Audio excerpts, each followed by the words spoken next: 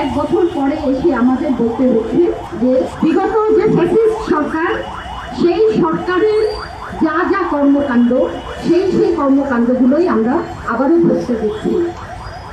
আমরা দেখছি আজকে কালকে আপনারা পত্রিকায়, সামাজিক যোগাযোগ মাধ্যমে দেখতে পাবেন যে এখানে ধর্মীয় সংখ্যালঘু যারা, তাদের উপরে আক্রমণ চলছে, এবং সেই আক্রমণ চলছে যে তারা ইসলামের অবমাননা করেছে।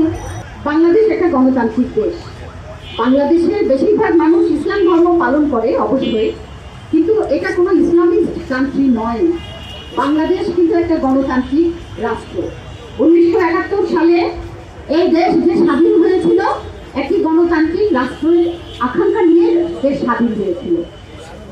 আমরা দেখেছি যে এখানে আওয়ামী লীগ তারা এই মুক্তিযুদ্ধকে তাদের পথভ্রষ্ট করেছিল।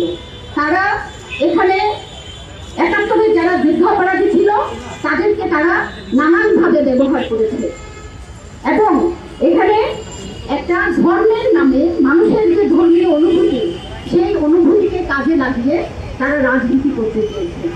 এবং তারই ফলশ্রুতিতে আমরা এখন দেখতে পাচ্ছি যে এখানে ধর্মের নামে নারী নিপীড়ন হচ্ছে, ধর্মের নামে এখানে সংখ্যালঘুদের উপরে নিপীড়ন